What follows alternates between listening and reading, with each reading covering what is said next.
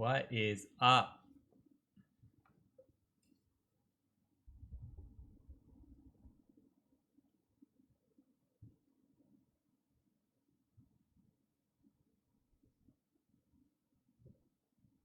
Shalom, shalom. There's always a delay when I come through. There's also a recording delay too. So I never know when to start talking.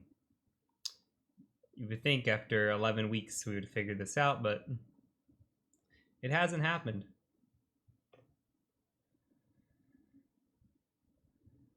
What's up, everybody?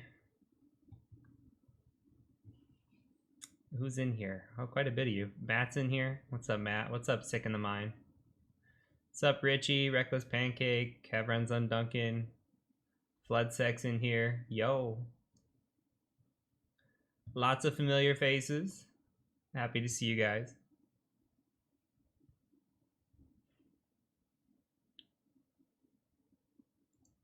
I don't even know how to pronounce what you just said, Floodsec.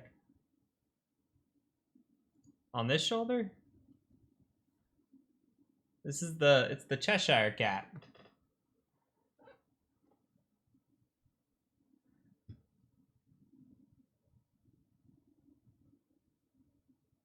This arm's basically, well, it is all Alice in Wonderland.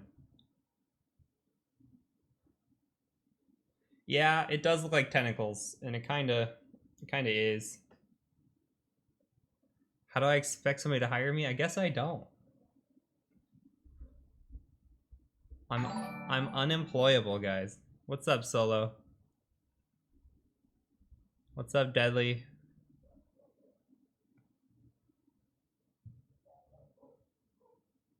All right, we're gonna get started here. Let's go ahead and actually just get started. My dogs are going crazy, so that's awesome. I forget what buttons. There we go. Welcome, welcome. Unless you want to see my pretty face, we can do that. There you go. That's not too bad. Welcome to the last episode of Zero to Hero. We are in week 11. You have made it to the end. So we're going to do some quick housekeeping. We're going to talk file transfers. We're going to cover some cool little tricks that I like file transfer wise. Maintaining access, pivoting, and cleanup. We are going to do a lab on pivoting. We're going to talk maintaining access and talk cleanup, and I'll get into that and the reasonings why. Then we're going to cover legal, we're going to cover report writing, and finally we're going to end on career advice. So we'll talk some legal documentation. I'll cover that example report that I put out. If you haven't seen it, now's the time to talk about it. And then I'll give you my career advice, tips, etc., tip my hat, and sign off. So we'll do Q&A, AMA at the end. Let's just go right into the housekeeping. So like I said, this is the last stream. Immediately after this stream, I will be breaking some protocol and I will be uploading the stream onto YouTube. There's a 24-hour waiting period. I'm just going to YOLO out. I'm also going to be putting it on the Zero to Hero pen testing on the cybermentor.com. So if you're looking for that repository, it's on there as well. The course will be full and we'll be done. Tonight, 30-minute AMA. 2 reasons why. I am on 3.5 hours sleep. I want to party so bad with you guys, but I have a flight at 6 o'clock in the morning. As of just a few minutes ago, I got a text message saying that they may have canceled the flight. So that's great because we've had this booked forever. My wife's handling that right now. The flight doesn't say that it's canceled online, but the text message said it was. So she's on the phone dealing with Southwest Airlines right now. So as of right now, potentially leaving at 6 in the morning. So I'm drinking my Monster on 3.5 sleep. You guys ask me all the time, how do I get all the work done? It's because I never sleep. So don't be like me. Definitely try to get some sleep. So because of that, we're going to push the drinking game into next week. Next week, we'll just have a super, super chill chat. What we'll do is we'll drink, we'll hack things, we'll have fun. I'll try to pick a different topic that we haven't covered before, something a little different, and we'll just have some fun with it. So other than that, a favor to ask of you guys, if you guys are enjoying the course, if you enjoyed your journey, please do consider leaving me some feedback. You could leave it for me on Discord, on LinkedIn, on Twitter. I would greatly appreciate that. Many of you already have, and that's awesome. Full disclosure, I am planning to do this course again in a paid version, which is just going to include some more updated material. It's going to have an actual lab built out to where we can VPN into it. So you guys got the free edition. Free edition covers pretty much everything I wanted to cover. The lab's just going to be a little bit more upgraded. And I would love to use some testimonials if you guys don't mind that. So that's my only ask of you guys. Other than that, tell a friend, say, hey, you know, I enjoyed this course. You guys should check it out on YouTube or whatever. That would be great. So other than that, let's go ahead and just dive into our lessons. So I've actually put that in the wrong spot. We're going to talk file transfers first, then we'll talk maintaining access. So if you are looking to take the course will have discount for students, first responders, and military vets, military active, doesn't matter. You just got to let me know ahead of time, and we can work it out. It's gonna be 20% discount if you guys want to retake this course. But anyways, so let's go ahead and talk file transfers. So tonight we're gonna do file transfers with Linux. Typically Linux file transfers include wget. So we're going to look at wget, and then we're going to look at some Windows tools. We're going to look at HTTP, FTP, Metasploit, certutil. Sick in the Mind's already getting ahead of me with tools. My disclaimer here is that these are not all inclusive. There are many more tools that you're going to be able to use for file transfers. These are just some of my favorite ones. There's PowerShell, there's SFTP, there's all kinds of cool little tricks that you're going to learn along the way. I'm just going to show you some of the basic ones.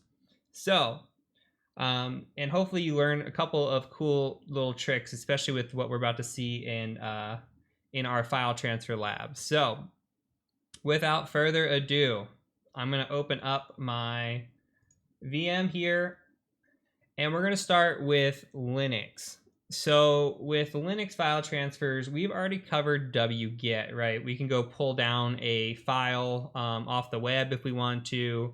You know, we could actually pull a file, I believe, from ourselves. So we could host up a file. Let's try that. And so all I'm doing right now is I am hosting, I've got a folder called files, and we just say ls. I've got a file called secrets in there. Literally nothing in there but something that says secrets. And what we can do is we could host a Python server. Now remember, I covered Python servers back during Python lessons. But in case you forgot, Python-m here. And we are going to do simple HTTP server. And you could just type in 80 for port 80. Let that run. So anything that's in this location here, the secrets.txt, is going to be out on the interwebs. And so all you would do is go into your interwebs, and you can go to your own IP address. I'm sitting at 202.128, I believe, today. So we got the secrets.txt here, right? And if we come over here, in theory, we should be able to wget our own file. We could just say http // 202.128 / secrets.txt.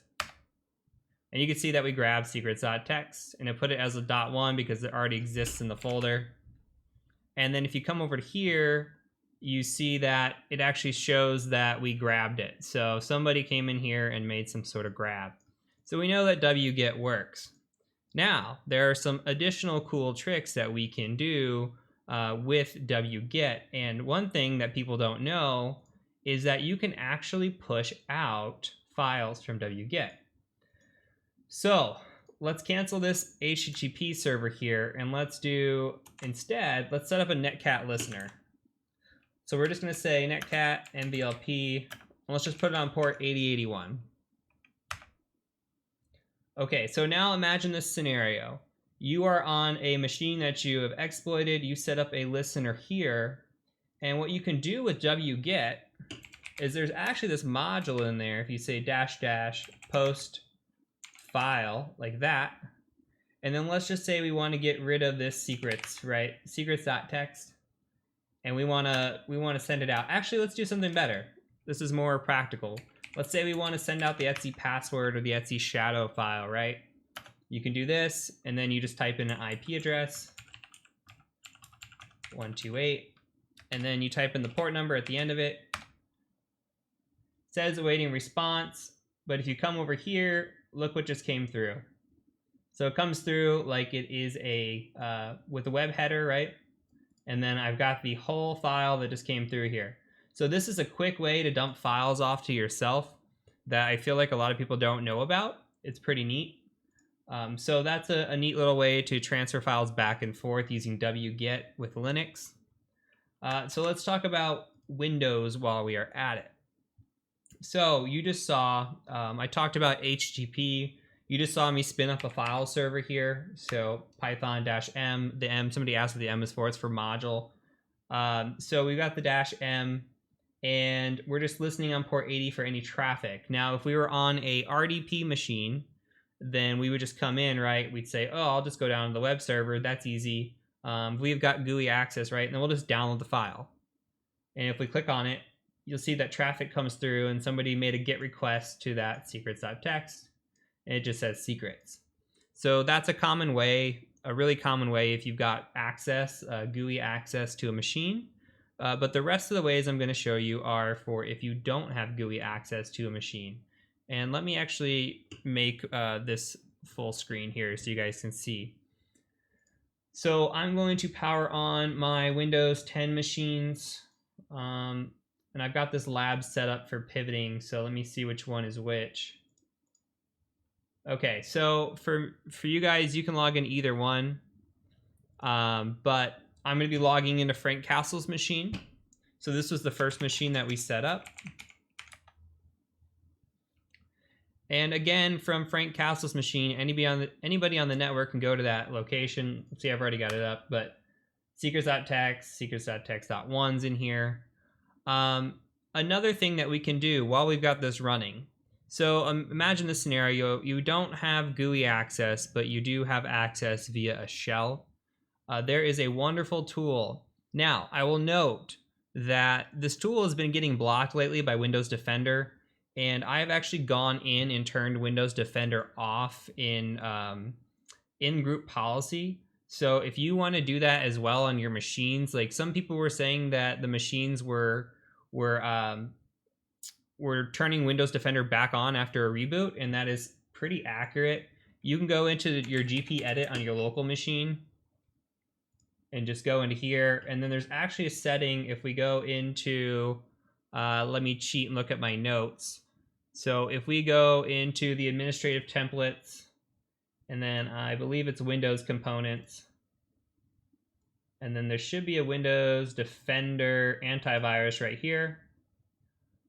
So there's this little policy that says turn off Windows Defender antivirus. If you double click on that and you say enabled, it should be not configured by default. If you say enabled, this will turn off the policy, or this policy will turn it off. You just hit OK, then you reboot, and you are good to go. So if you want to do that for all your machines, you're more than welcome. If not, you may have to turn off Windows Defender again tonight for some of the activities that we're going to be doing. Anyway, so there is a tool that I like to use. If you go into command prompt, this simulates what a shell would be like. What we're going to do is we are going to use a tool called certutil. This is fairly common, and I don't feel like a lot of people know about it. So if we say, apparently I'm not typing in here, we say certutil, and it's built in to almost all of Windows, like for a long time now. I couldn't tell you where, but this is kind of the equivalent of a wget. So you say -URL cache, a -F for file, and then you just grab the file you want. So 168.202.128/secrets.txt. Pull it down. You say dir. And oh, I messed up. You got to name your file. So we'll just call it secrets.txt like this. And then it says completed successfully. Let's dir, and then you see the secrets.txt is here. We could type it, make sure it actually came over correctly. And you see it says secrets. So that's a neat little way. There's some more advanced methodology behind this too. There's actually a way to split the files and then rejoin the files to kind of bypass some antivirus. I've never actually had it work, but I've read blogs on it where it shows it working. So there's some little tricks on that on the more advanced side. But just know that certutil, especially if you're doing things like capture the flag or hack the box, even OSCP stuff, this is a neat little trick that you can use to bring files over. So on top of that, there is one more trick that I would like to show you, and that is FTP. And let me make sure that is the only trick I want to show you because I don't have all my notes up. Let's see. Where's my PowerPoint? HTTP, FTP. Oh yeah, and Metasploit. Of course, Metasploit. So we can also spin up a FTP server. Now, if we come back into here and we kill this, now with Python, we can spin up a quick FTP server module as well. It's called PyFTP. You just type that out and hit tab. And then you do a -p for port and 21 like this. You start running it. Now, some of you might be trying to run this and it's not working. The reason that would be is because you didn't install it. If you've been following from week 1, I had you install this either week 1 or 2, one of the early weeks. I believe you can just do a pip install of pyftpdlib, and that should get you where you need to be. But either way, just like the port 80 web server we just spun up, this is the port 21 FTP server that we're spinning up. We can come onto our Windows shell and we can say FTP and then type in the address you want to go to. It's going to say, okay, you've connected. What's your password, username and password? Just type in anonymous. Anonymous, preferably wearing your Guy Fawkes mask, right? And then you are here. So you could say dir. And again, same thing. It's going to put it, all the files it's going to share are right in the folder that you spin it up in. So again, we have the secrets.txt. You could type in, I think it's help to find all the things that you can do, but you can put files in here with put, so you can transfer files out, and you can also get the files from this folder as well. So you would just say get secrets.txt. So it's fairly straightforward, one of the easier ways to transfer files as well. Okay, so let's go ahead and exploit our machine again. We've got this Windows 10 machine here. Remember, we have a psexec exploit for it. So I'm going to exploit the machine, and we're going to just kill this. And I've got some questions coming through. Is there any reason why you shouldn't do it in bash, service vastpd start? Because that turns it on permanently. This is just an easy on-off, right? So you got your service up, and then you got your service off. It's the same thing with the web server. Like, the web server is running, and then that's not running, right? The other way is you start up your web server with, like, say Apache, then you have to go put it in your folder. Like, you have to go put it in your www folder to share it out. Here, you can just share the folder, what you got right away. You don't have to go put things and items and locations you want. It's just an easy spin up. So it's instant, and this is why a lot of people have moved to Python for spinning up these quick servers. Okay, so let's get into Metasploit. And if I'm going too fast, guys, let me know. I'm just trying to get through everything tonight. And I saw some people came in. Hey, Jeff, how's it going? Hey, Dan, nice to see you, man. Okay, so we are going to exploit our Frank Castle machine one more time. So we're going to say use exploit Windows SMB psexec. Should be familiar from all the previous lessons. We say options. Okay, we're going to set our rhost. My rhost for this machine, I think, is 134. I don't want to be wrong here. Okay, it's 202.134.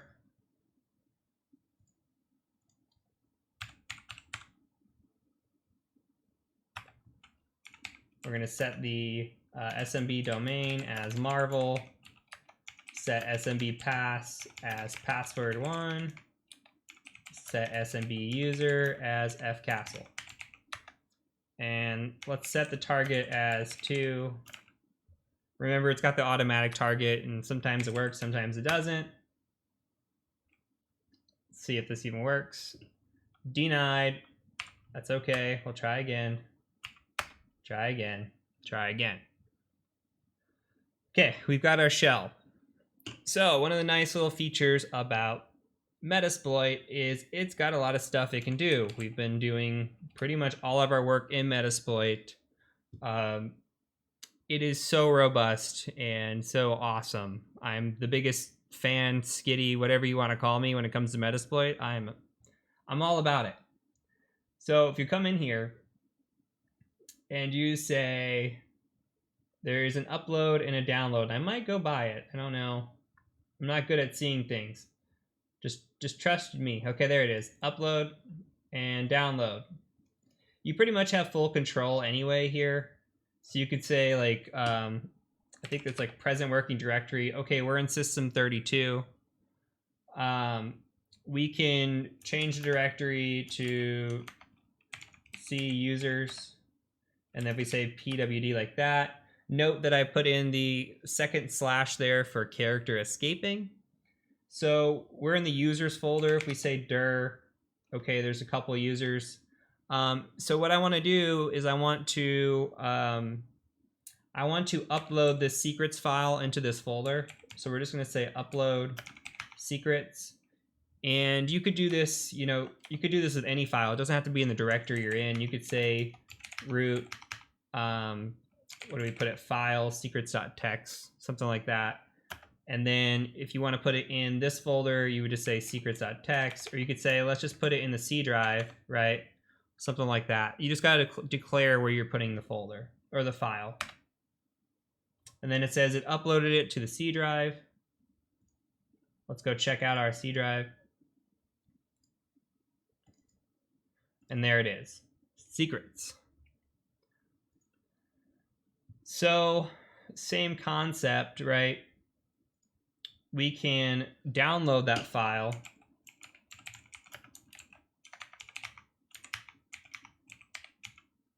to our, maybe not. Oh, because I didn't declare .text.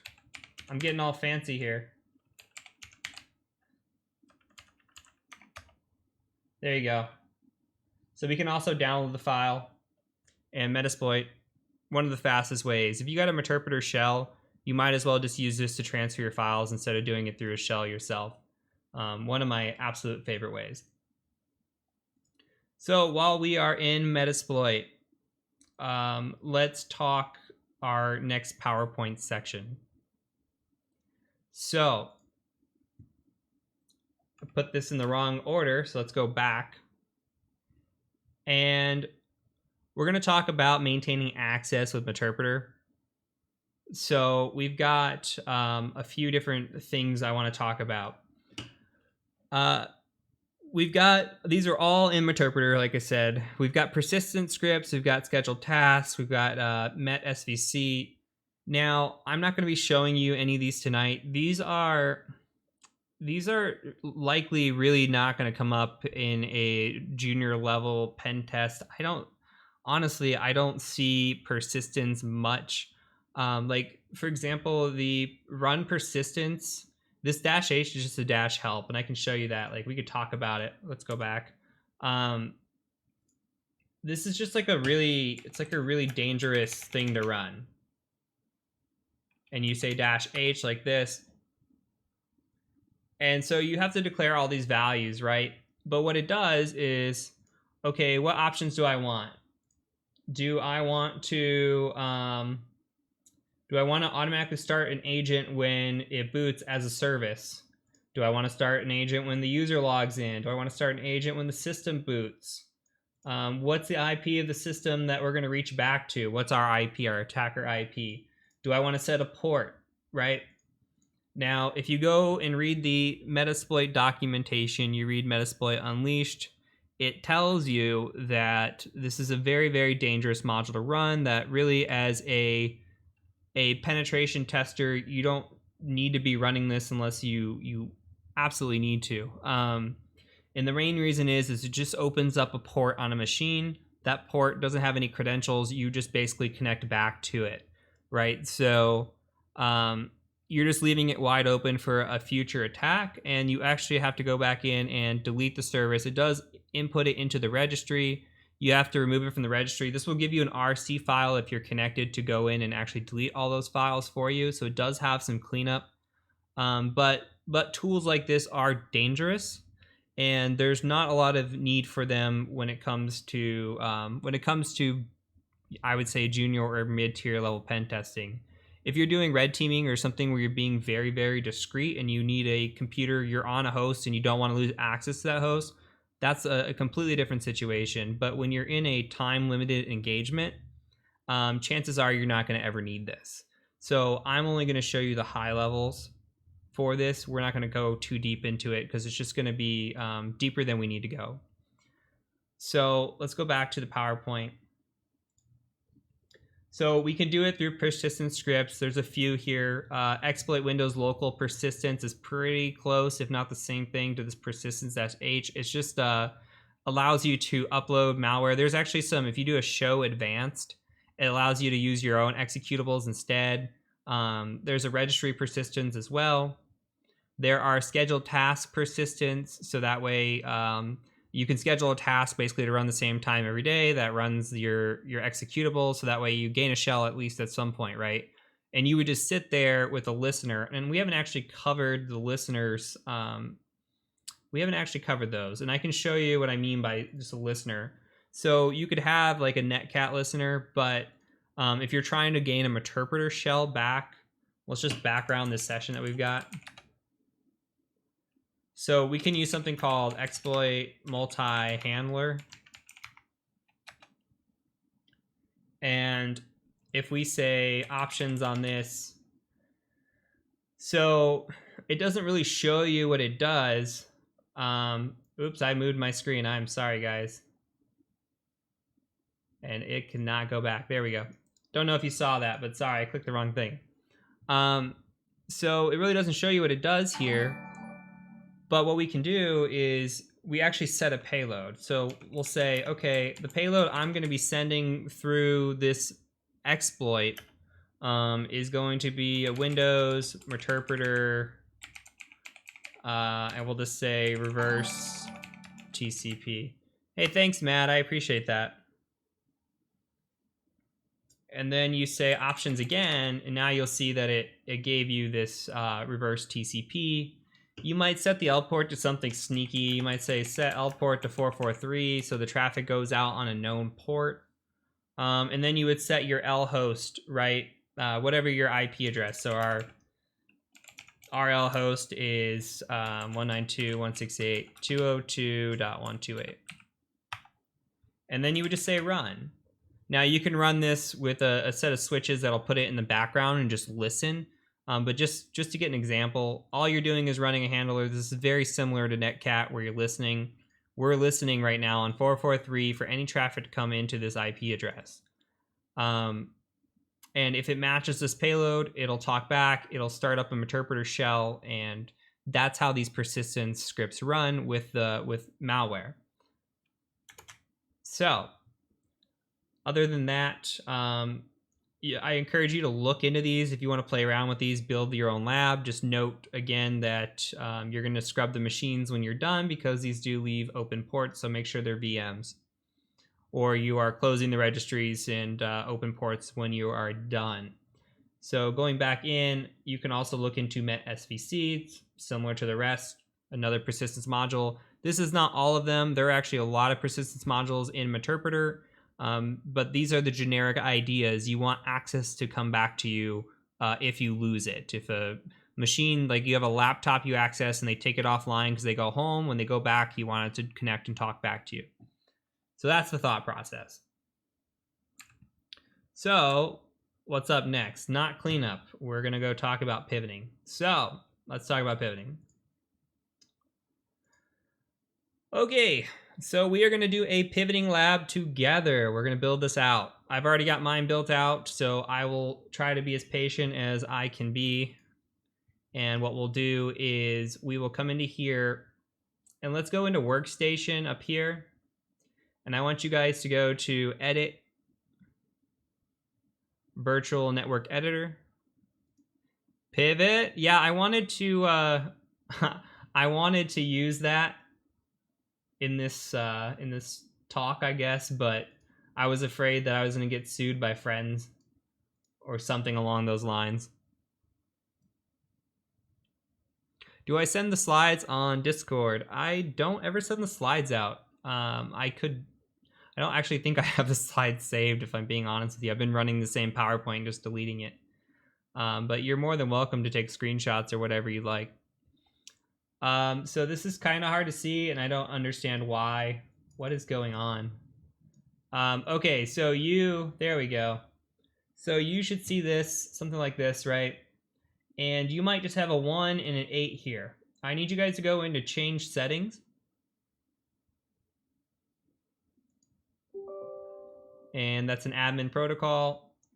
It's going to bring this back over again. Okay, so you've got your auto bridging VMnet 0. You've also got a 1 and an 8. Go ahead and just hit add network. And I set it to VMnet 7.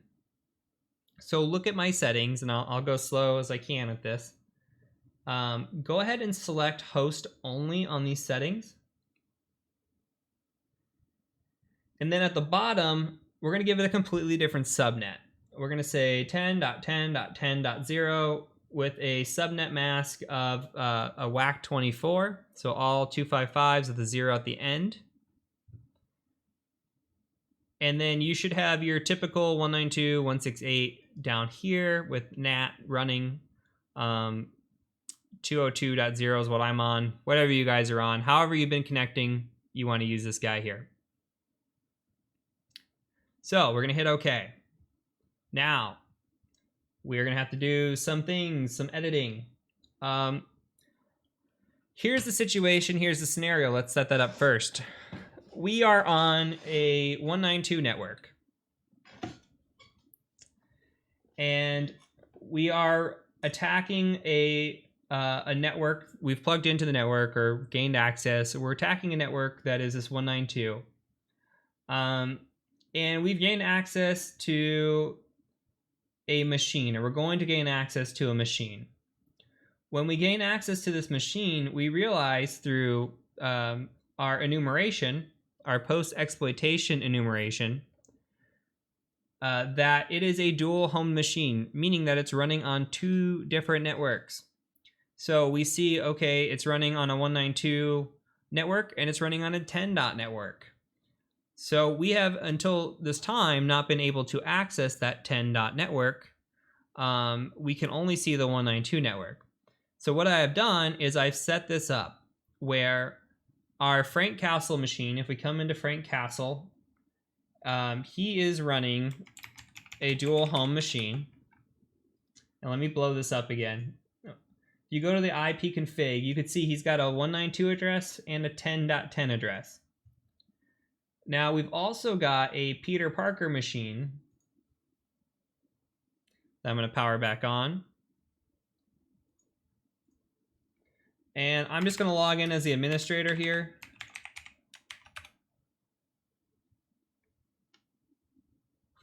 Two times the hot action. That sounds about right.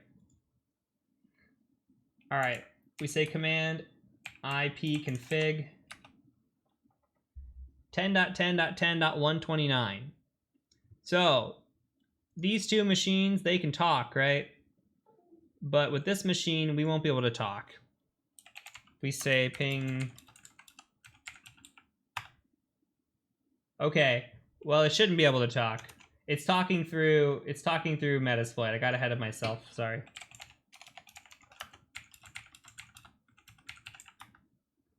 Or it's just talking. I don't know what's going on. It hates me.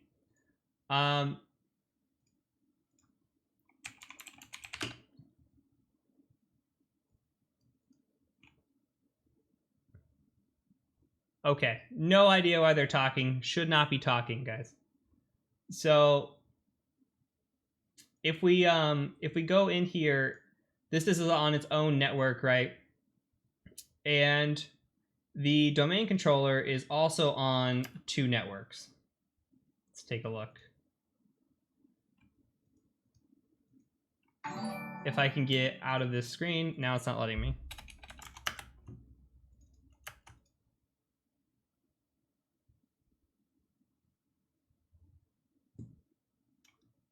I am so frozen right now, guys. I don't even know what to do. Let's see. Can I come back?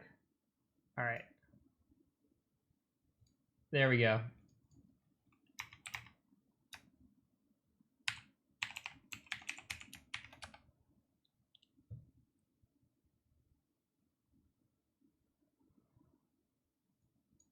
Okay. So if we come into here and we say command, you can see that we're running on 192 and we're also running to a 10.10.10.128. Now let's talk about the lab setup. And you guys, in theory, it should not talk for you. I've been doing a lot of pivoting in the last couple days, so maybe there's something that got set up, some routing table that got configured. I did do an auto route with my interpreter, and it may have set a routing table for me. So I'm not sure the reason. Anyway, let's set this up. You're going to have to shut down all of these. So what we're going to do is we're going to shut down all the machines. And I'm just going to leave mine on and running, but go ahead and shut yours down. For your machine that we just exploited, the Frank Castle machine, what you're going to do is you're going to go into, you're going to, actually, I'll pause it so I can show you. In your shutdown state, we're going to edit the networks. And I'll pause all of these so I can show you. Okay, so if we edit the virtual machine settings, I won't be able to do this because I am still powered on, technically, just because I'm on pause. I have one network adapter on Frank Castle that is running NAT. I've got another network adapter that is running VMnet 7. Remember, that's the second NIC, right? So Frank Castle is going to have 2 NICs. And then we come over to Peter Parker. Peter Parker is going to have 1 NIC, and he's going to be sitting on the 10 network.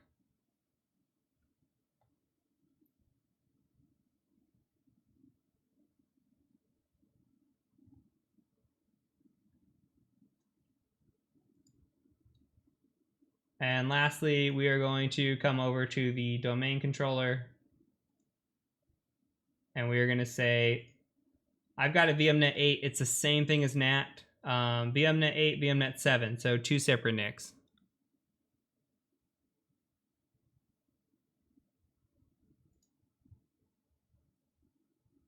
So go ahead and configure those. I'm going to resume these real quick. And maybe troubleshoot why these machines can talk.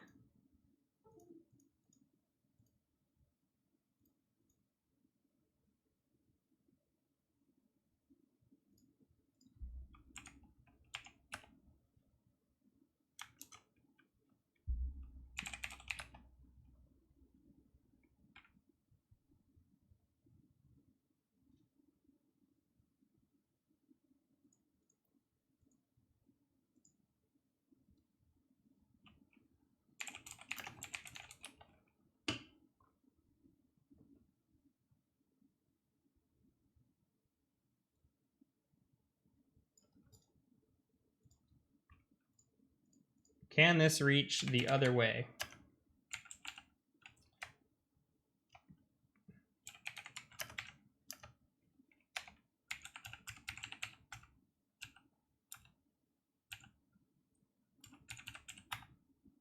Cannot.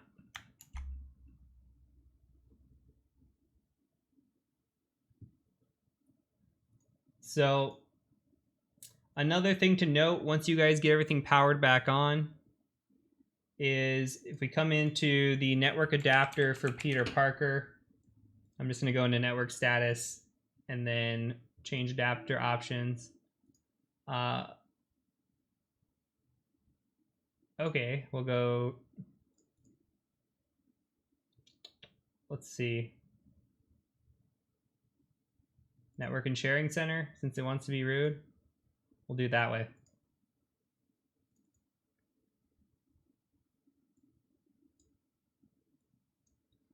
We have two, this has changed, the only reason I'm changing this. So I've got the preferred DNS for 192.168.202.150 and then alternate DNS of 10.10.10.128. Those should line up with here, 202.150 and then 128, just so it's talking, and if it fails over, it's still talking.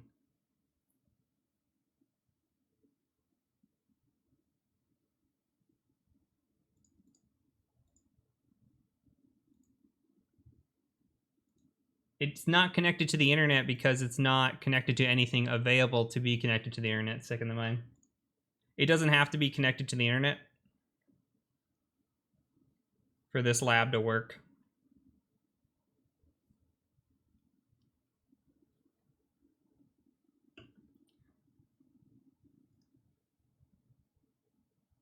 What's important is that we can ping from our Windows 10 is that we can ping the other machine.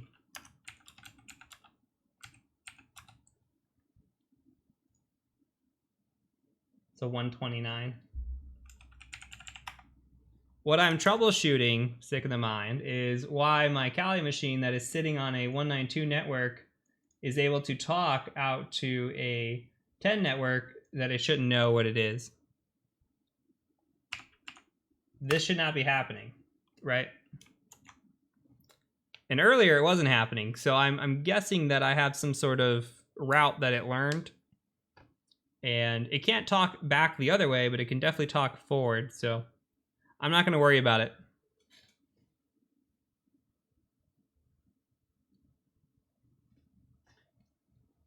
I'm not going to worry about it. The lab will hold up for its purpose, guys. All right, how are we doing on the resets? If you're following along, have you reset everything? Are you back up and running? I know this is a little bit procedure. I just didn't want to have to show all of it. Classic demo problems? Absolutely.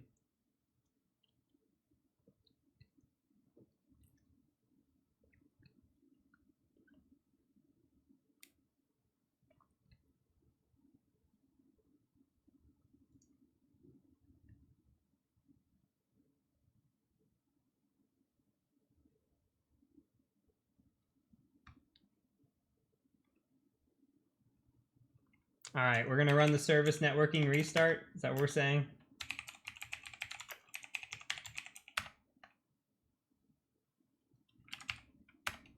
Still pinging.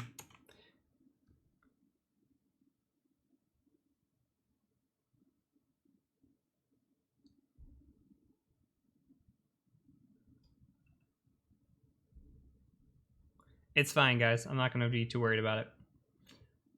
So let's continue on.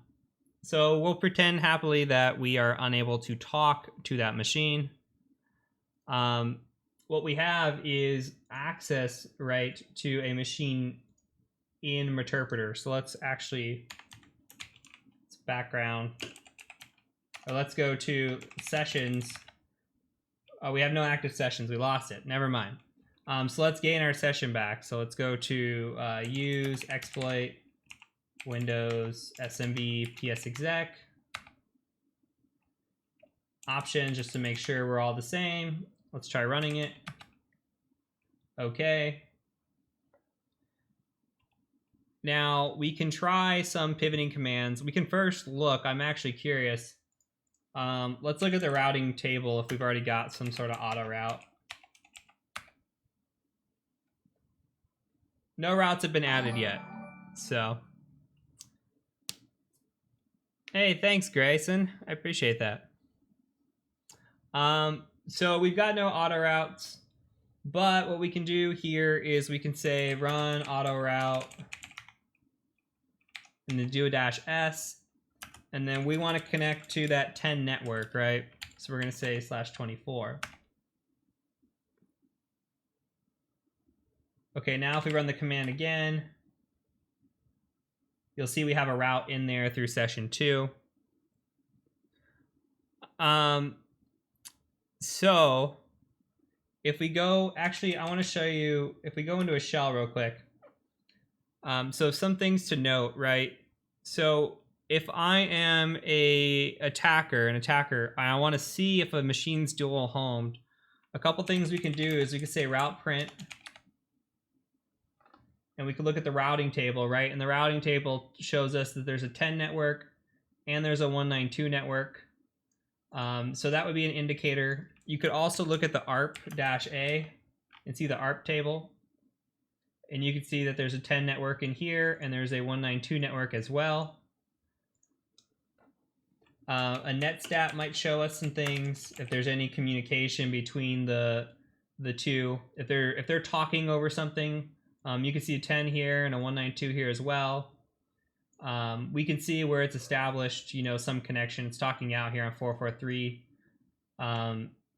So sometimes in lab settings, they've got a machine talking to another machine for some purpose or another. So if you see a connection here over one port to another, you might see that. You might see that in the real world as well. But just things to look out for. This is how you'd be able to identify that a machine is dual homed outside of the IP config, right? But you just want to notice these things. So Control C. Now we've got our auto route going. Now in theory, we should be able to communicate with that machine that we weren't able to communicate with. Wink, wink, right? So we can do some things. We could say use auxiliary. Actually, better background this. We could say use auxiliary scanner, port scan, and then we could do a TCP scan, right? And if we say options, okay, so we can set the R host to 10.10.10.129. And then we get to set the ports, right? It's going to scan 1 through 10,000. Scanning on a pivot is incredibly slow. So just for a proof of concept, what I'm going to do is we know that SMB is open because we opened folders on this in the past. So we're just going to say set ports 139, and then we're just going to run this. Okay, and you see that it says port 139 is open on that machine, right? So we're going through the machine that we exploited and we're scanning against it. Now, I wasn't able to get this to work, but I will try for some on-screen magic and see if we can get it to work. We could try using the exploit again. Say that we dumped hashes or we knew credentials or something, right? And we've got local hashes and we want to pass the hash around to this new network. We could try to use the exploit again with SMB psexec and see if they work. If we go options, we know that the R host is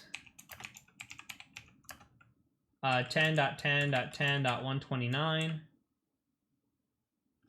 And I'm going to change the L port to all 5s.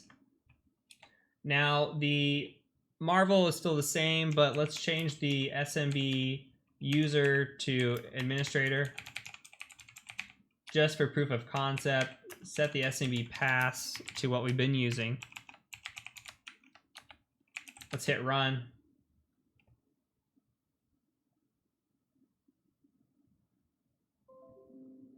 Ah, I heard a ding in the background. Chances are it blocked it with Defender, would be my guess.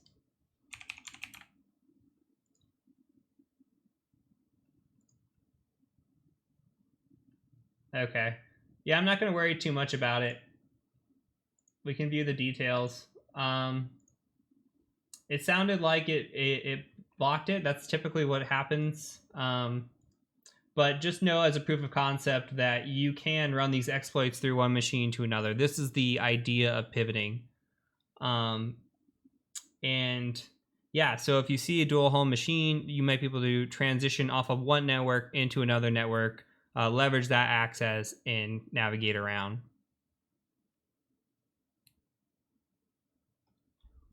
Would you often exploit users with Windows Defender disabled on pen tests?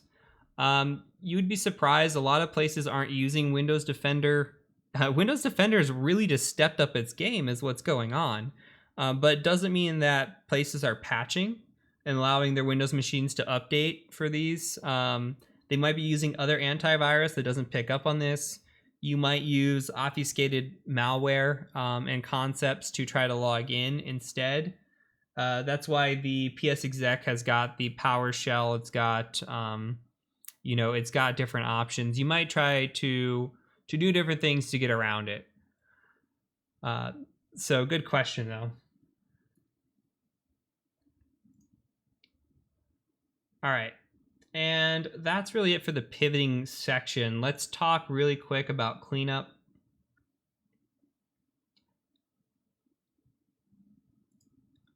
So again, we're going to just talk cleanup. We're not going to actually demonstrate. And now this cleanup that I'm providing is in regards to pen testing. The other cleanup that you hear about in the hacking methodologies is more about, removing your tracks completely, like eliminating logs, any sort of system events, proof that you were there at all, right? This type of cleanup here is more geared towards pen testing, and this is what this is, an actual, realistic network pen test course. So just a few notes, and the source is down here from where I stole all these from. But you're going to want to remove any executable scripts or temporary files from a compromised system. If possible, use secure delete method for removing the files, right? You want to get rid of all the malware you put on a system.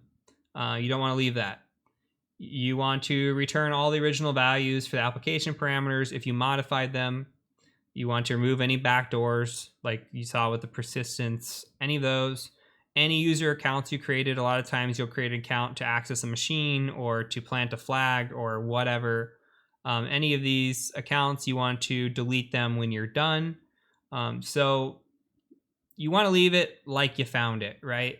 You don't want anything in there that is malicious or could lead to a breach or something, a weakness for the client at a later time. So you need to make sure that you're cleaning up your mess is essentially the whole point behind this. So that's all of my speech for cleanup, and that's really it. Let me bring you guys back. I'm gonna grab a drink of my Monster.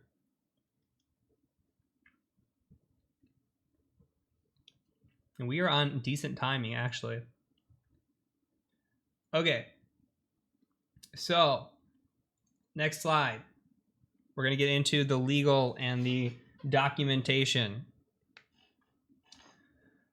So, we're going to talk really quick about the sales, some of the before you test and the after you test. We're going to go through through a sample report and talk about that as well. So, in the sales process, when you first meet your client or you sit down, you want to talk to your client, and most of these you're probably never going to deal with. Maybe as a manager level, you might deal with some of these, but you're going to have a mutual non-disclosure agreement, meaning that you're not going to give out the client information and the client's not going to give out your information that you don't want them to give out. So whether that's pricing structure or your sales methodology or any documentation you give them, it's all under NDA. And whatever they tell you about their network, you can't go tell somebody else about that, right? On top of that, you're likely to have some sort of master service agreement. Now, I linked one for Rapid7. All you really have to do is just type in master service agreement pen testing, and all of these, the big names will come up with their own master service agreement. They're all public knowledge out there. It's basically just a contractual document. So it just says like, these are the performance objectives and, what the responsibilities are of both parties. It's just all legal mumbo jumbo. But it's the agreement you sign before doing work. On top of that, there is a statement of work, which is what activities you're going to do, what deliverables are you going to provide, what timeline are you going to provide them on, right? So like I'm going to do a web application assessment. I'm going to deliver you a report when it's done, and I will get you that in 2 weeks' time. And that's your statement of work. You're likely going to have costs on there, what the costs are going to be, and what the payment terms are going to be as well. So, and sometimes you'll see that the statement of work, it's also sometimes the rules of engagement as well. Some places I see split them out. Some places they're both the same thing. Once the statement of work is signed, this rules of engagement is signed. But before you test, regardless, you need that statement of work / rules of engagement to go, right? Because your rules of engagement also has your scope details, like you can't attack this specific machine, or you can't use social engineering, or you can't perform denial of service, or you can't use this certain tool, right? Like you need to know what you can and can't do, what machines you can and can't attack. That's very critical that you stay in scope, because if you go out of scope, you can get in pretty big trouble. So I said CYA, cover your ass. This is a cover your ass document, right? Other process in the sales, you're going to probably have a sample report that you give to the client. You probably want to have recommendation letters, etc. So any of these things that you can give to a client or potential client and say, hey, here's more about me, the process, whatever. This all helps in the sales side of thing. So after you are all said and done, you do your testing, you have a report to deliver. Now, I have released this report on GitHub. I'm also going to show it to you here. There's a video on YouTube. It's all over the place. So if you want to see this again and you don't like this presentation, then you can go watch it elsewhere, download it, play with it, do whatever. So this is yours to use, yours to modify, yours to do with whatever you want. Just make it your own, you know? So this is just a standard idea. I'm actually going to make this a full screen. So standard idea of how I would organize this. When I actually give this to clients, I'm going to have a little bit more details in here. So this is going to be bare bones for you guys. But it's going to be the pretty same or close structure when I actually give this to clients as a sample report. So you see here, I've got the header. It says Demo Company Security Assessment Findings Report. It's business confidential. It's got today's date on it. It's got a project number, version number. Again, business confidential, blah, blah, blah. You've got a fancy table of contents. Okay, and then at the top, you've got a confidentiality statement. It just says that this is between Demo Company and TCM Security, and it contains confidential information. Basically, you're not going to duplicate, redistribute this in any part and form without the consent of both parties. So on top of that, it says you can share this document if we need to. Actually, this says TCMS. This should probably say DC. You can share this document with auditors under non-disclosure agreements to demonstrate penetration test requirement compliance. So sometimes you have audits and compliance requirements. So it's not saying that you can't share it, but as long as the other people are under non-disclosure, that's fine. Here is a disclaimer. The big thing that you want to note to potential or to clients is that a penetration test is considered a snapshot in time. The day after you finish your test, an exploit can come out, a misconfiguration can occur, something can happen that causes a vulnerability, right? And you want to make sure that they're aware of that. You also want to make sure that they're aware that this was a time-limited engagement. If you're only given a week, chances are you're not going to find every single thing on an assessment, especially if the assessment's full of vulnerabilities. So what we say is we prioritize them to point out the weakest controls, and then we gave them full report information for further details. On top of that, you always want to include contact information. So who are the important contacts from the company you're pen testing? Who are your important contacts here? Okay, you're going to give an assessment overview. You're going to say, hey, we were engaged from these dates to these dates, and we evaluated the security posture. based on best practice. And that included, this is just an external penetration test for this one, but if you had more components, then you would list those in there. All testings performed on the NIST SP800 guideline. Also, we do tests on the OWASP testing guideline and customized testing frameworks. These phases of a penetration test come from the NIST SP800. So there's planning, discovery, attack, reporting. You just talk about what that is. I made a tiny little infographic here that shows, you do planning, you do discovery, you do attack, you report on what you attack. But then if you also get in, you do some additional discovery, repeat the process, and report. So with that, you also want to include the assessment components that you perform, right? So you're performing an external penetration test. So this just gives you a high-level overview of what a external penetration test is. It says we're going to use OSINT, employee information, historical breach information. We're going to perform scanning and enumeration to identify potential vulnerability in hopes of exploitation. So if you had an internal, you would note what that is. You would note web app, social engineering, whatever the engagement, you would have a list of all your components. So coming through here now, we've got a finding severity rating. This just says what the ratings might be from critical to informational, what the CVSS V3 score is comparatively for those, and what the definition is. Like a critical is exploitation, super easy. It led to like system level compromise, RCE, some sort. You need to plan an action right now and patch immediately.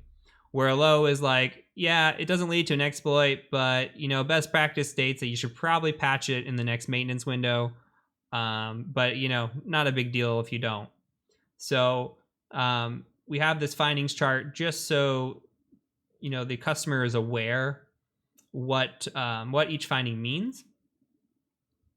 And then going through that, this page it's a little lackluster. I want to add some more to this, but you always want to include the scope, and there would be there'd be more information here for every assessment component you did. So if there was an external and internal web app, you would give all the details of what you tested. Now, I know these are internal IP addresses. I wasn't going to put external IP addresses out there because somebody probably owns those.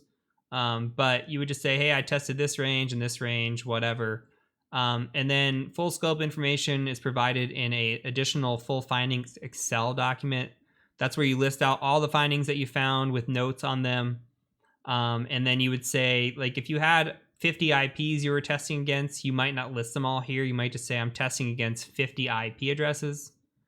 Other than that, you want to have the scope exclusions, right? So we didn't perform any denial of service attacks during testing.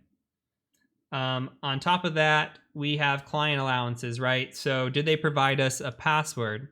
Did they provide us, any sort of things that allowed us any kind of help on this testing? You want to notate that.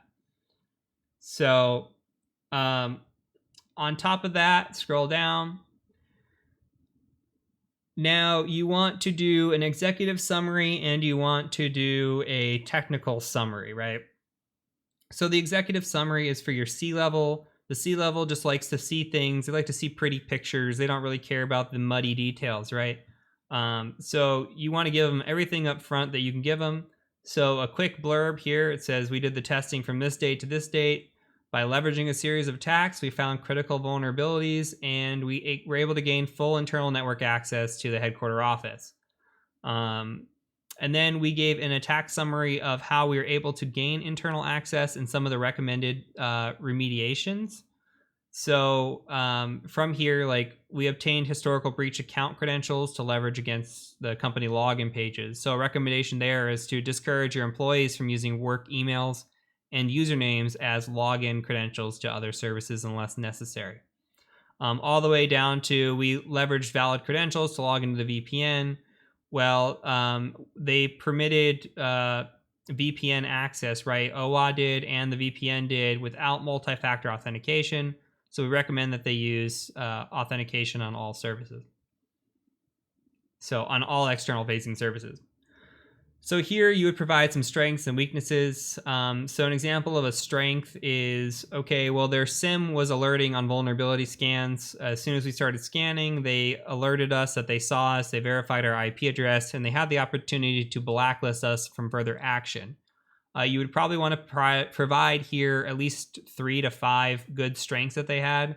And you would want to provide, if they had weaknesses, 3 to 5 weaknesses. And probably fill out 2 pages with this. So the more information that you can provide, the better. Again, this is just a bare bones report. So here is a vulnerabilities by impact. Basically, this is a chart that says critical, high, low, moderate, whatever. How many vulnerabilities do we find by each impact? There's only one finding on this report, and it was a critical finding, so there's only one critical. You probably put a little bit of blurb down here about why the finding's critical and whatever, you could add and make this your own. So on top of that, you come down here now and you have the external penetration test findings, right? So you've got the insufficient lockout policy. So what it says is the company allowed us unlimited login attempts against their Outlook web app services. This configuration allowed brute force and password guessing attacks in which we were able to gain access to their internal network. The impact is critical because we did gain access. We note the system that we gained access on, and then we provide the references of the pages for this. So obviously remote access and then unsuccessful login attempts, automatic account lockout, both the NIST SP800 policies. And then you provide a proof of concept. So first things first, we gathered historical breach data found in credential dumps. The data amounted to 868 total account credentials. Now, obviously, we can't put all of those on one page. It would take up many pages, so we're just going to say, hey, we'll throw them in the full findings. That way you can review all the account credentials. Here you've got the usernames and passwords, and then it just says sample list of breach user credentials. And then we're just going to go through the whole process. We took those credentials, performed a credential stuffing attack, blah, blah, blah. We weren't able to gain access with credential stuffing, but Outlook was providing enumeration through username enumeration. So got failed login, but username is valid. So using that, we gathered valid usernames and performed a password spraying attack. We used summer 2018 exclamation point. A username returned as successful. You see successful login here. And then we would say we leveraged the valid credentials to gain access to the VPN. There would be a picture here of VPN access. From there, you would want to make a remediation recommendation. So I like to put who, what the vector is, and then what the action is going to be. So who's going to be the IT team. If this was a web app, you would say developer, or if this was maybe more network side, you would say network engineer. And then you'd say, the vector was done remotely, so it's a remote vector. And then you want to talk about all of the actions that they need to take just through these steps. So item 1 was, the VPN and Outlook web access login valid credentials did not require multi-factor authentication. We recommend that they implement multi-factor. So this is, again, the same kind of recommendations you saw at the high level earlier, but you're seeing it down in the weeds again. This gives a little bit more detail, use 14-character passwords or longer. Use different passwords for each account access. Don't use words or proper names like summer 2018, in passwords. Thank you, Action. Appreciate it. And then you just come through here and you make all your recommendations. And then you would just continue on with this. You would say, and they might not all be this long in proof of concept. This is a long proof of concept because it led to something. You might just say, hey, this is out of date. This is a medium finding or a low finding. Here's a picture of the version or proof of the version, right? And you'd say, blah, blah, blah was out of date. Here's proof of concept with a picture. And it might just be easy. And then the remediation might all fit on a one page. It says remediation, update to latest version, blah, blah, blah. And then you put that in the reference. So they're not going to all be long like this, but this is just a good one to show step by step. And how it works. So on the next page, there's additional reports and scans. We always give out not only that full findings report, but you would want to give out all the Nessus documentation, because you don't always get to the every single finding, right? There might show up 100 and something items on a Nessus scan, and you may only be able to do 20 or 30 to check those in a time limited test, right? Depending on how vulnerable they are and where you spend your time, you might not get to everything. So you want to provide all the details that you can to the client so they can go through and review those on their own time. And then other than that, you have just the last page here. Some companies will include appendices. You could have whatever you want in there. You could put the methodology that you see down here in there. You could put the like the severity ratings down in appendices. There might be more detailed information about the scope or network penetration test scope or whatever down in the in there as well. So it's up to your interpretation. So always worth considering. Other than that, that is it for the reporting side of things. Okay, one more slide, I think, and then we should be good to go. And I'm looking at my phone is buzzing like crazy. It looks like my my flight got canceled. So that feels sad. Super sad, guys. Okay. So let's open up this, and I'm going to take a drink, and then I'm going to give you my career advice.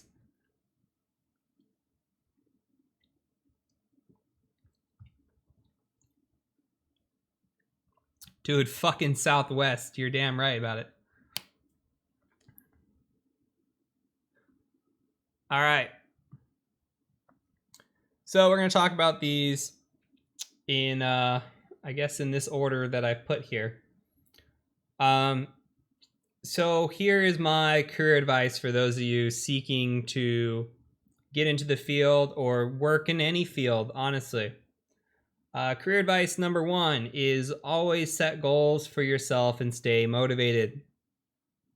So for me, what I like to do is if I've got a certification or something that I want to get done, I will set that certification up. I'll register for the voucher, and I will do it, say like I want to get it done a month from today. I will buy the voucher and register that exam to sit for it in a month.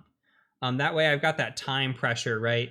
That goal is already there, and that helps keep me motivated. So you kind of want to have these goals and keep motivated. And you've heard me preach about this before, but working in information security, especially the higher up the food chain you get, you're gonna get left behind if you are not staying motivated. And that falls into as well, it falls into the do not become complacent. So what that means is, and I'm going to describe my journey upcoming, right? Like, so when I first started out, I started out in help desk, and you know, I had the opportunity to just sit there, and I would go home and I would study. If there was downtime at work, I would study, you know, and I would just knock out certification after certification. And quickly I rose above my peers, right? Because I was just putting in the work.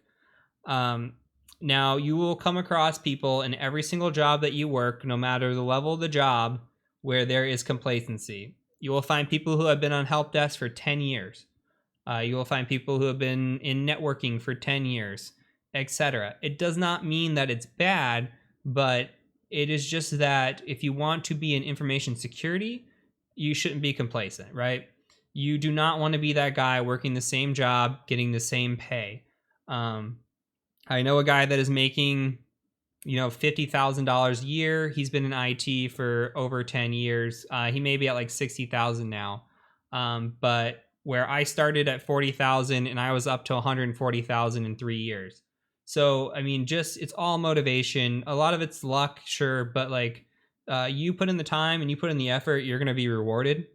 So, you know, don't be that guy who's staying in the same position in the same job forever. Always had that desire and that hunger to move up. On top of that, you're going to want to never be afraid to apply to jobs that you are unqualified for. If I never applied to a job that I felt like I was unqualified for, I would never have a job because I was never technically qualified for anything. My first job with Help Desk, it was 3 years of experience, $50,000 a year was what they were offering. They wanted A plus, net plus, etc. I had no experience, nothing. I got into that interview and, I just told them like, I don't know anything, but, I'm willing to learn. And those go into my next two concepts as well. Be willing to admit that you don't know, especially in an interview. Don't try to bullshit your way through things. Just say, I don't know, but I'll learn. Or I don't know, but I'll prove myself. So, I went into that job and I said, look, I don't really know how to do this job. I don't got the credentials that you're looking for, but if you give me the opportunity, I will learn and I will prove myself. And, I even said, hey, I'll take less money just to come in and show you that I'm worth what it is. And I did that. I came in at like 40, I think it was 42 or 44,000. And I was over 50,000 within a few months. Like they saw that I was putting the effort, that I really did deserve what I said I would, and I did that. At the same time, with that job, and it falls into another thing. I feel like I outgrew it, right? And it's part of that complacency. You don't want to be in the same job forever. You want to be able to move up. And you want to get smarter, get better. And if you're outgrowing your job, you need to leave, right? So that falls into the next couple of bullet points here. So first thing is you want to determine what you want from a job, right? If you're unhappy, if you feel like you aren't the dumbest guy or girl in the room, which is the next tip as well, if you're not the dumbest guy or girl in the room anymore, it's probably time that you should leave and look for something else. So determine what you want from the current job you're in and from what the next job is, and only apply to those jobs that meet your criteria. So I see a lot of people making the mistake of just applying to every single job when they're, like fresh OSCPs. They'll apply to every single job that's out there, just to hopefully land something.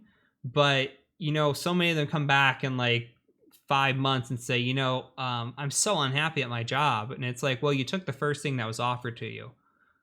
So, a job is a huge commitment. You should be picking your boss more than anything else, right? You want a boss that's going to be good, that's not going to micromanage you, that's going to give you every opportunity to learn, to study, to go to conferences, to give talks, to have a blog, whatever. You want a boss that's going to encourage you to be better and continuously get better. So you need to suss that out during job interviews and make sure that everything's a fit. Don't just take the first job offer that comes to you. And it goes back into that point. Like I said, you want to strive to be the dumbest guy or girl in the room. If you are feeling that you are in a opportunity where you're not, it is time to pack up and go somewhere else. Especially in information security, you want to be dumb all the time because there are so many smart people around you. So, last but not least, 6 years of business school that I went to, the one lesson they repeated over and over and over and over is network, network, network, right? You never know who you're going to be nice to, shoot a chat with. You might be on a job site one day talking to your future boss. You just don't know. So it's always good to put yourself out there, to make connections, make friends, and just, let them know who you are. Let them know that you're a talented individual, and someday it might just fall back into your lap. You're never going to know what dividends it's going to pay and how long it's going to take. Sometimes, you might not get a phone call for 5 years from somebody that you met, but you plant that seed and someday that seed's going to grow, and it's all about building this network of people.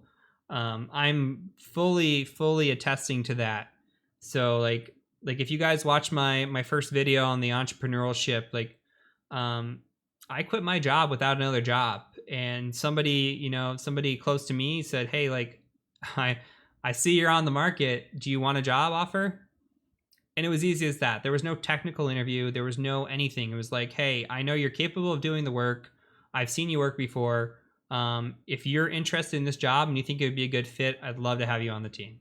So it was that easy to pick something else up. Not everything in your career as you go up is going to be, super technical, this and that. It really comes down to who you know. So make sure you're taking your time to network with people. Some people are saying business cards. Yeah, get good business cards, even if they're your own personal business cards or your company's business cards. Just leave that impression, make that connection on LinkedIn, um, and just strive to be a better person every single day. That is it, guys. That's my career advice. That's it. I think we are done, my people. I'm gonna come back to the screen. We have 30 minutes from here because I am tired. Actually, we can call the wife. Let me see. Let me call the wife. She might be upset. You guys can listen. Hello. You're on speaker. Okay. You could say hello to the stream a little bit louder. Hello. Hi. Okay. So, I saw the flight got canceled. When's our flight? Our flight is at 2:55. 2:55 now, guys. From 6 a.m. to 2:55. Fuck you, Southwest. So yeah. Do you want to drink a beer? You want to come chat, shoot the shit? Do you want me to bring you a beer? Yeah, you can come get a beer. Let's have some fun. I thought we were getting up at 6 in the morning on 3.5 hours of sleep, but now we're gonna fucking party, guys. All right, I'll be right there. All right, she's coming. Bye. Thank you, Zalton. Eric, whatever your real name is.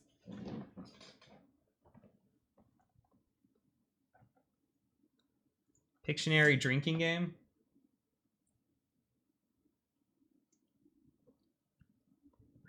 I honestly, Zalton, I do not know your real name, bro.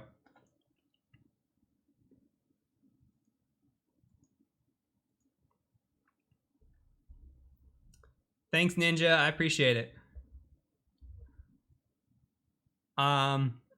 Is my wife an infosec? No, she's not. I tell her she'd be really good at it, but she doesn't want it.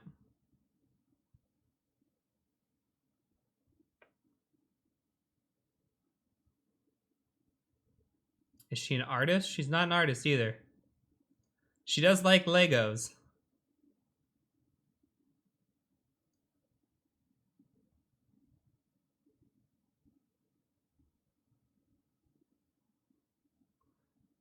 Let's see. Questions coming through.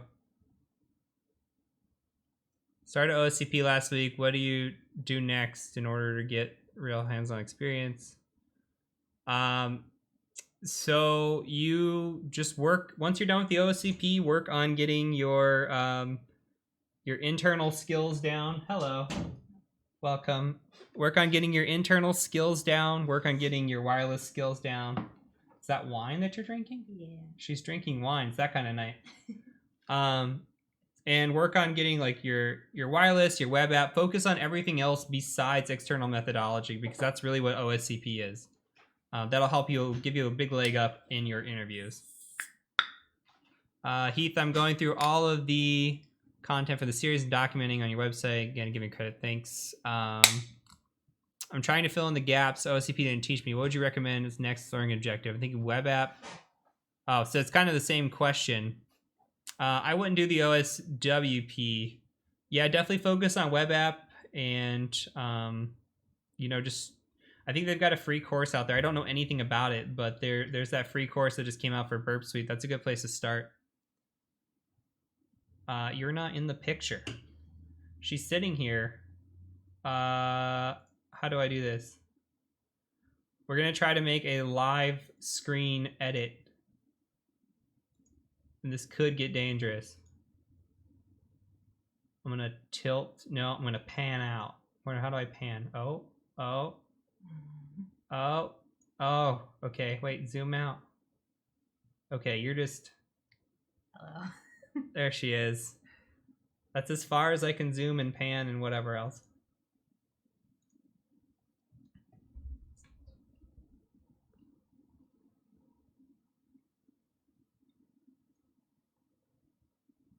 And Zalton, I don't know. I really don't know your name. I could have guessed it, but I guessed like 35 names.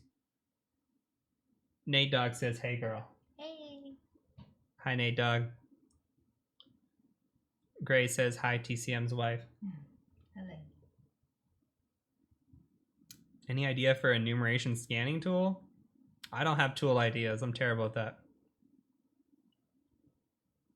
She reminds me of the girl in Rio. Do you own a blue macaw? I don't think I've ever seen Rio. All right, let me kill this video. Let me kill the video. We're gonna call it. We're gonna call the night. This is the end of the stream. We will come back for party stream. How about that? So give me 5 seconds.